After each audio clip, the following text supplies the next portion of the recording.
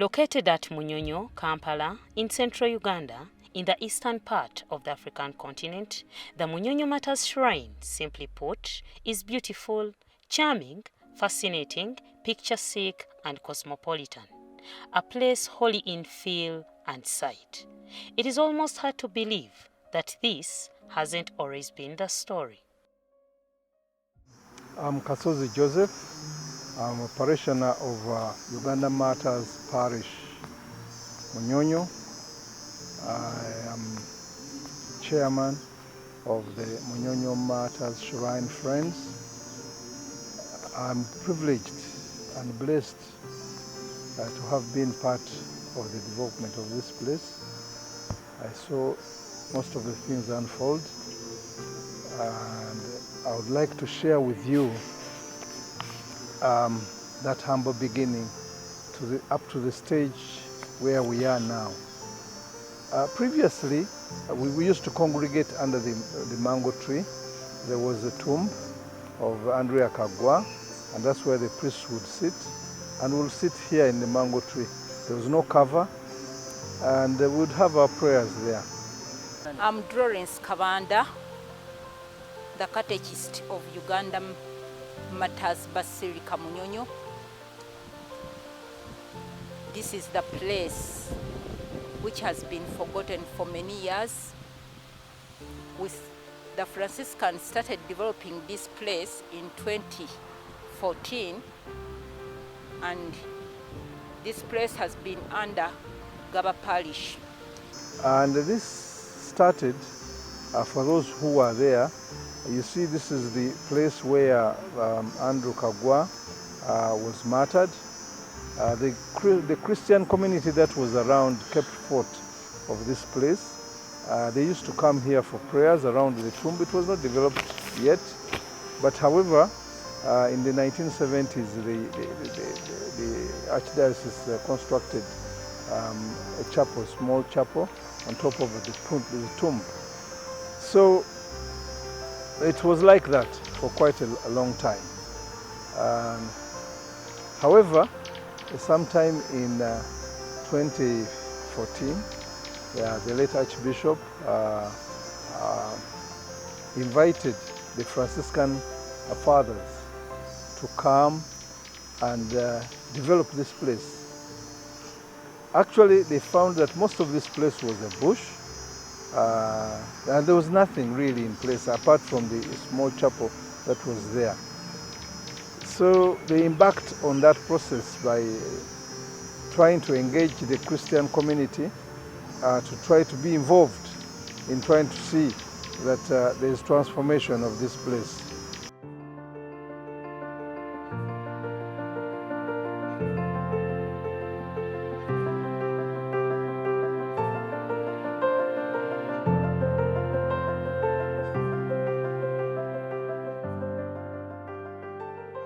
The catechists used to come in this place, though it was a forest, but they had a lot of faith because of their patron, Andrew Kagwa. The genesis of the story of the current minor basilica dates back all the way to 1886 during the reign of Kabaka Mwanga of Uganda. In Munyonyo is where the journey of the Ugandan Martyrs started from. It's where the king made the fateful decision to put his Christian pages to death. After he had speared St. Denis Sebugwao on the 25th of May, 1886, he came on this very land, called upon all his Christian pages, and told them to decide on that day whether they were continuing to be Christian or they are willing to denounce Christianity. He told them, those who are willing to denounce Christianity, you are my good subjects, come on my right, and those who say you want to be Christians forever, stay on my left. So Charles Ranga, the leader, held the hand of Chisitomuto, who was the youngest, and went to the left, indicating that he was willing to continue with Christianity. The king Other followers, having seen that, they also followed on the left. And the king was very disappointed because having speared Dennis Sebugwawo, he thought he had scared them off. But he was so disappointed to see them going to the left. And so he decided to shortly imprison them on this land. And the following day, which was the 26th of May 1886, they started their journey to Namugongo. We have so many martyrs in Uganda. We actually have 22 Ugandan martyrs in Uganda. And I'll talk about Dennis Sebugwawo. Dennis Sebugwawo was one of the Ugandan martyrs, and he was the youngest. He was a very young boy of only 14 years. At only 14, Dennis decided to die for the love of the religion that he had. We see that the religion was quite new in Africa. But then we see this young boy persisting till the end to die for Christ. So Dennis came at a time when Christianity was at its verge, when people were beginning to convert from being atheists to being Christians. And when Dennis found Christianity, he immediately embarked on studying Christianity, much as there was too much resistance coming from the king towards Dennis' side.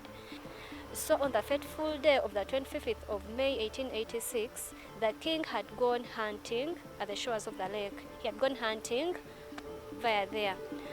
And when he had gone hunting, he didn't catch anything. Yet in Uganda, it's always not a norm for the king to fail in many different things. As he was crossing the lake, that is Lake Victoria, his treasured gun also fell in the waters of the lake. The king loved that gun so much because it had been given to him by the early missionaries that had visited Uganda. So when the gun fell into the waters of the lake, he even became more angry. When he came to the shores of the lake, he expected to see people there because people used to come and welcome back the Kabaka from the hunting expedition because they thought the king had brought meat. But on that day, the king had nothing to show.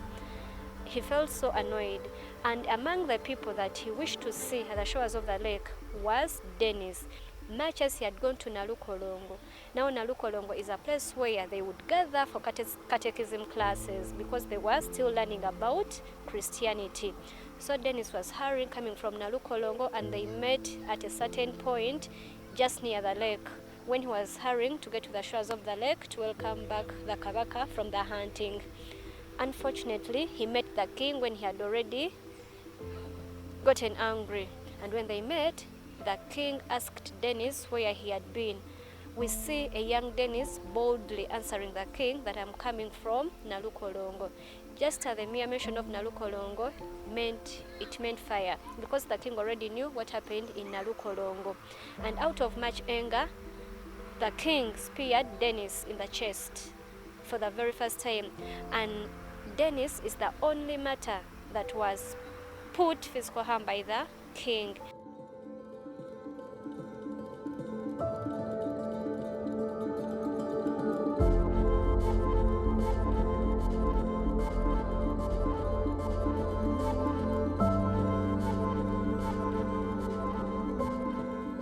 From there, one of the greatest manifestations of faith began to evolve. Starting from Munyonyo and ending in Namugongo, the journey of the martyrs had kicked off.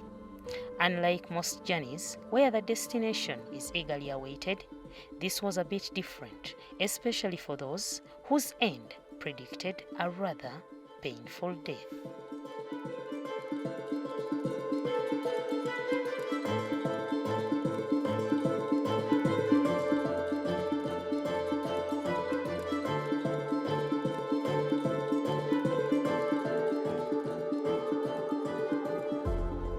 "50 years later, after the canonization of these martyrs, the need to develop and renovate this monumental and iconic place was a fire ignited in the heart of the then Archbishop of Kampala, the now late Cyprian Kizitoranga.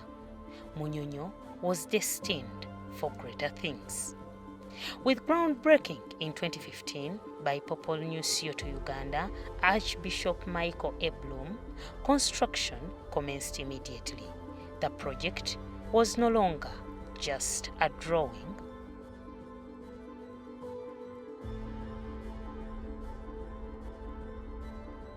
My name is Richard Lukwago Senjako, the chairman of the laity, Munyonyo Parish. This is a parish that is one of the new parishes in the Kampala Archdiocese. We are led by our parish priest, a Franciscan, Father Ulman Male, who has done a great job to develop and to make this place as it is. Viewers, you will see, or you must have seen, you must have made your pilgrims here and seen the place. It's a beautiful place.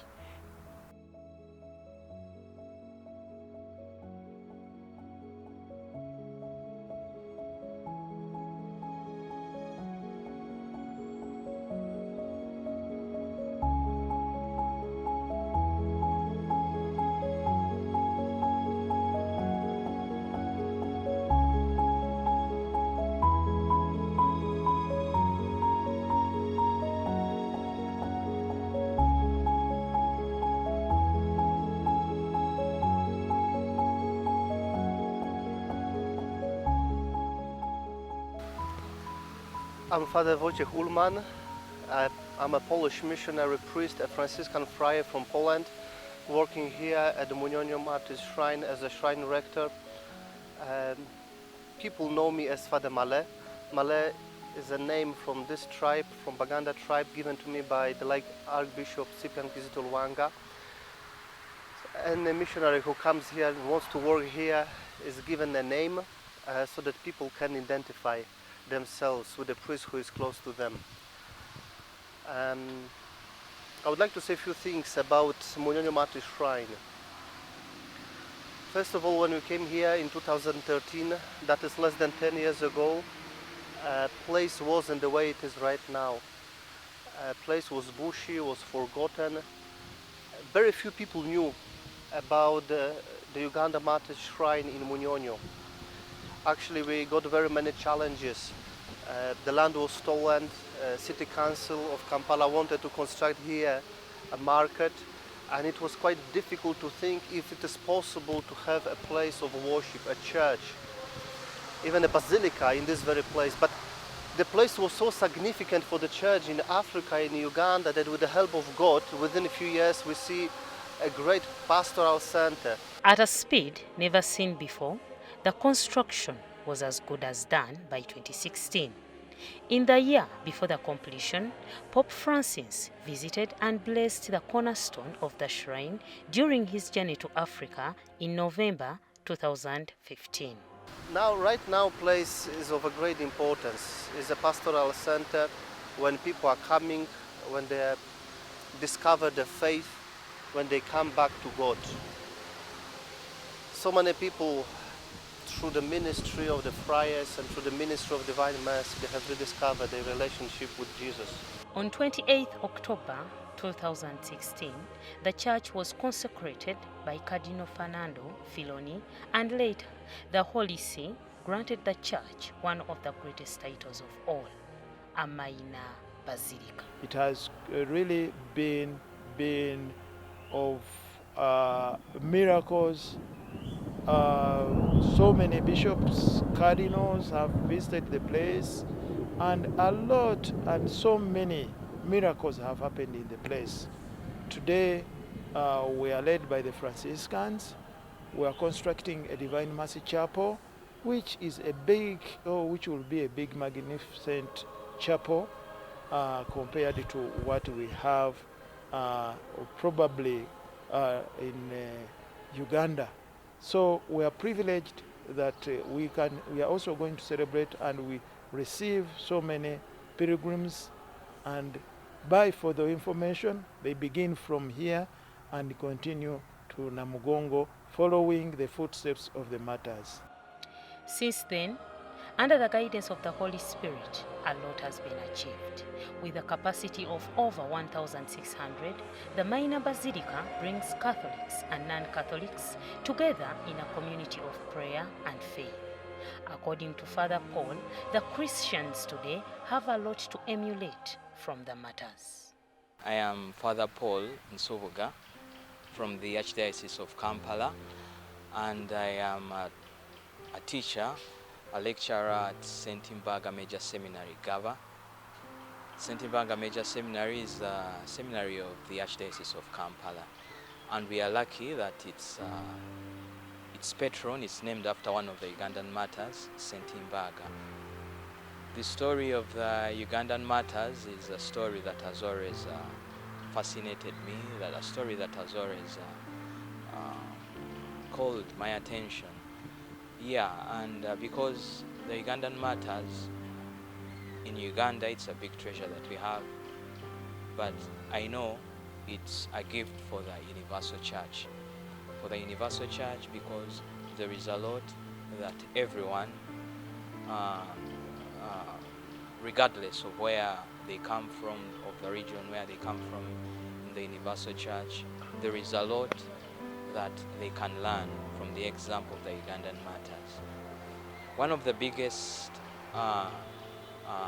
one of the most important things that the Ugandan martyrs teach us here in Uganda and for the Universal Church at large, I've always been impressed by the way how they got to know the faith for such a very short time.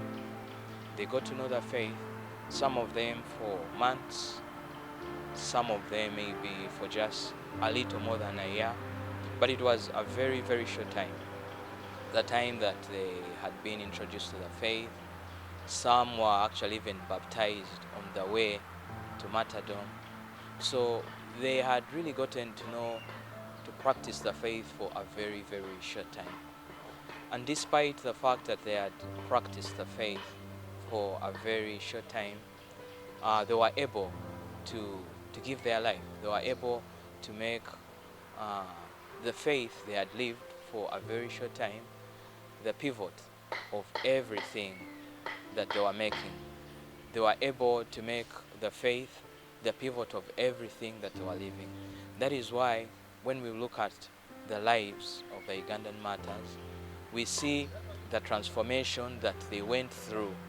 We see the things that they left. Some of them were practicing polygamy. They left, they left all the wives, the different wives that they were living with. Some of them were probably not very good administrators. They changed everything that they were living. So I think it's a very good example for all of us to see how our faith really transforms the way we live. Our faith should be something that permeates in all the areas of our lives, in our finances, in the way we treat people, the way, the value we give to the people around us. Our faith should transform each and every area of our lives. A visit to Munyonyo Martyrs Shrine is both a spiritual and physical journey that engulfs a believer in peace, reflection, and accomplishment of not just the martyrs, but also the Mother of God. Praise the Lord, my dear sisters and brothers who are watching me from all over the world. This is Grace Morris Ainebiona, commonly referred to as Brother Morris. And I'm the leader of one of the prayer families, call it prayer group, that comes at this beautiful shrine of the Uganda Martyrs in Munyonyo to do a program that we call A Day with Our Lady of Chibeho. And it happens right here at the beautiful grotto of Mother Mary of Chibeho. How did this come to happen? One day, pilgrims who are traveling from Rwanda, walking to Namugongo, where there is the main basilica of the Uganda Martyrs, they came carrying the image of Our Lady, the statue of Our Lady of Chibeho.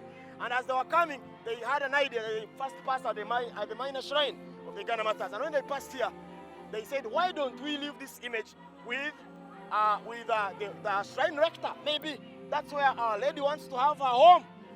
And they left the image here.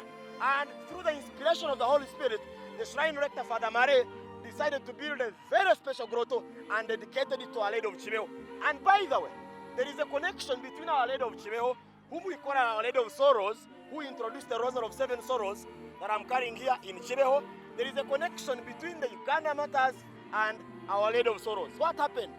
The time when the Uganda Martyrs had been sentenced to death by burning in Namugongo, when the leader of the Uganda Martyrs by then, Brother Mapera, learned about it, that they were sentencing the future Uganda Martyrs to death, he came to plead with the Kabaka, whose parish was at this place. And when he pleaded with the Kabaka, he came to seek attention from the Kabaka, but he was denied entering the parish. So he did not get a chance to talk to the Kabaka so that he could plead with him and maybe they forgive the Uganda Martyrs. So when he couldn't do this, he said, oh, now there's nothing I can do. What I can do is only this. And he said, I think by the inspiration of the Holy Spirit, he said, I dedicate these people who have been sentenced to death, who had been following Jesus, and because of their faith, they were being sentenced to death. He said, I dedicate them to Our Lady of Sorrows. So she consecrated them to Our Lady of Sorrows, so that in their pain, in their sorrow, they may not be alone. They may be supported by the Mother of God, like the Mother of God supported her son Jesus on the way to Calvary.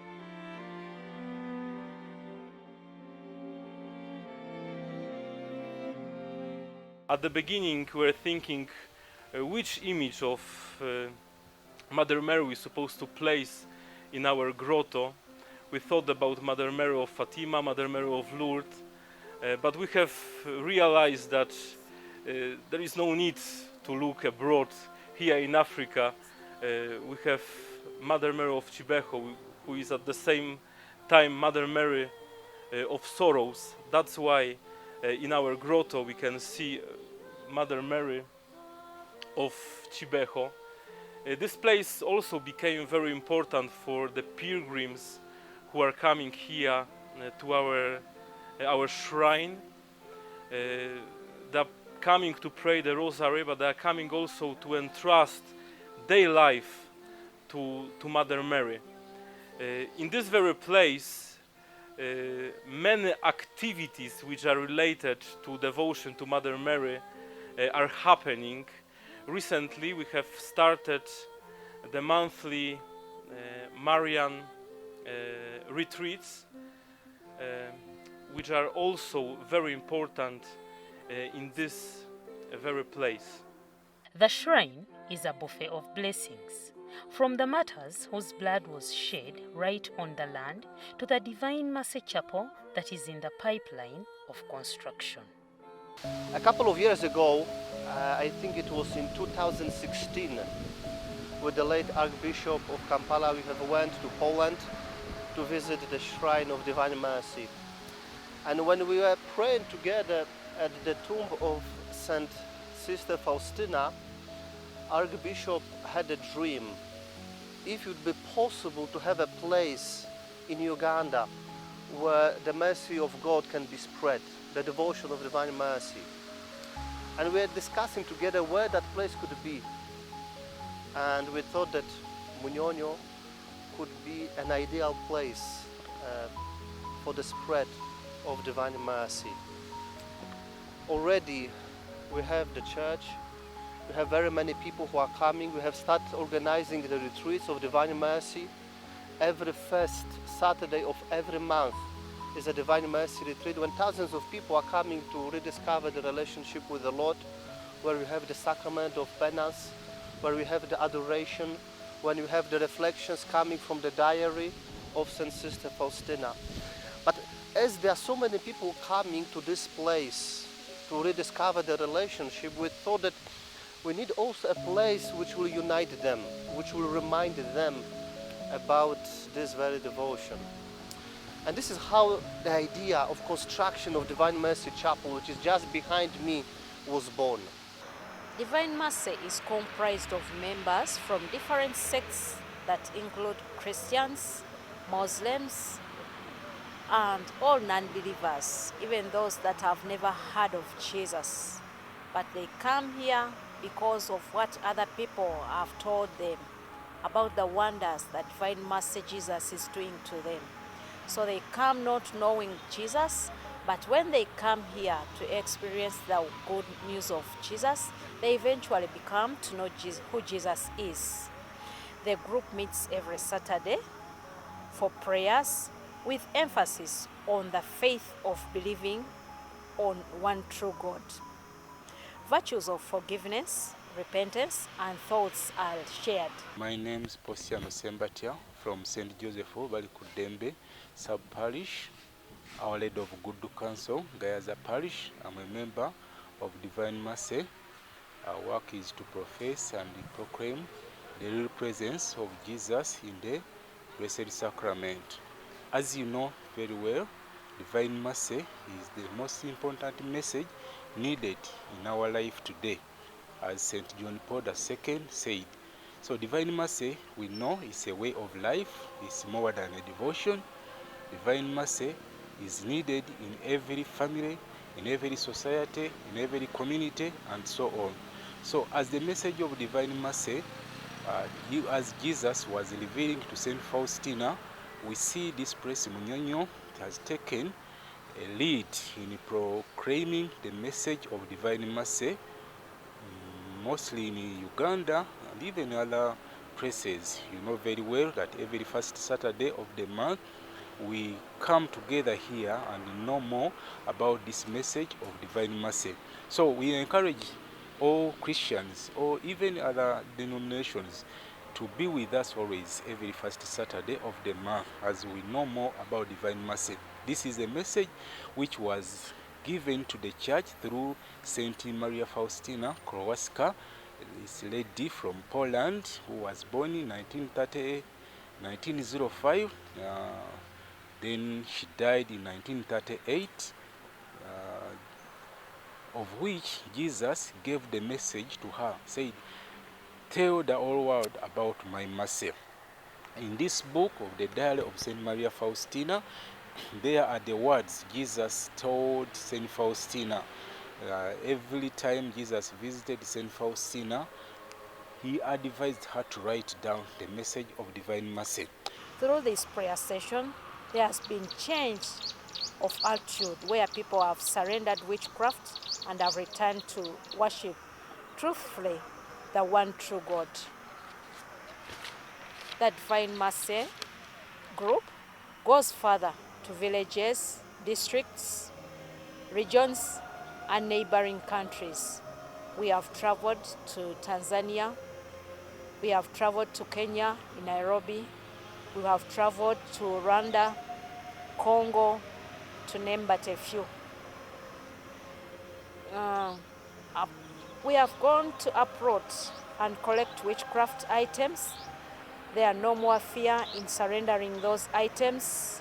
People have gained confidence. So as we are proclaiming the message of Divine Mercy, we can't leave what we take the pillars of Divine Mercy, that is Finch.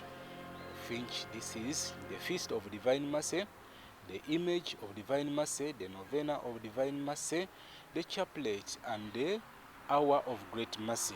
Here in Munyonyo, we know very well, we always celebrate the Divine Mercy Sunday, and most important, the image of Divine Mercy as Jesus revealed to Saint Faustina.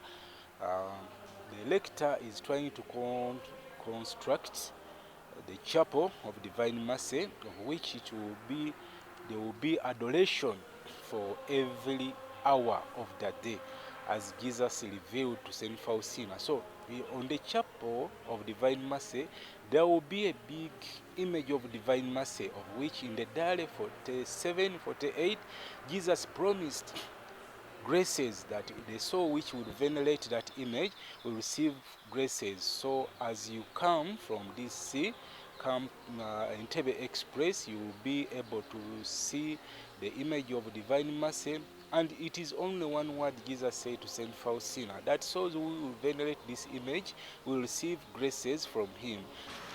And on that note, we feel we should construct the Divine Mercy Adoration Chapel. A place where people can gather, they can pray, but more when people can adore Jesus in the Blessed Sacrament, 24 hours.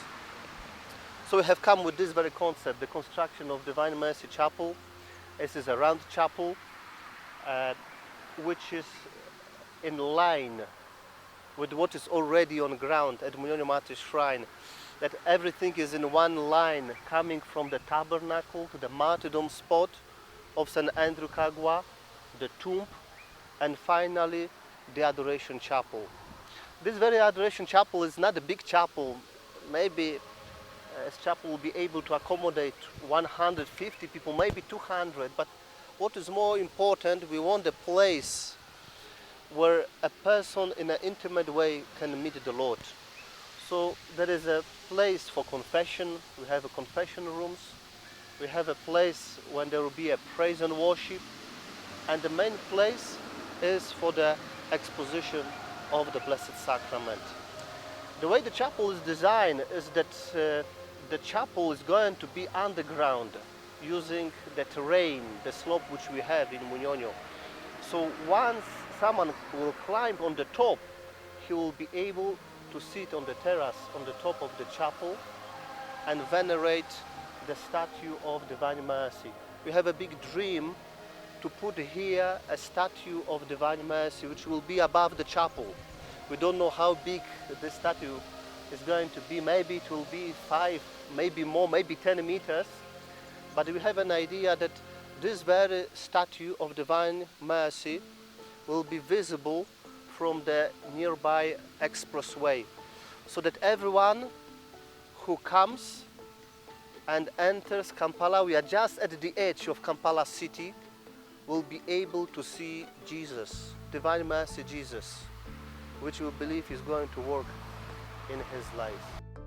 We are building a chapel, already started to construct a Divine Mercy Chapel. We need help for that matter because the cost is too high, and any help to accomplish this will be rewarded by our merciful Savior.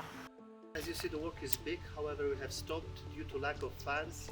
But if you would like to wish to support this ministry of Divine Mercy and spreading of Divine Mercy devotion in Uganda, if you would like to support the construction of this chapel where the mercy of God is going to spread, you can contact the numbers which are displayed on your screen, and Chicago in America, or directly us in Uganda.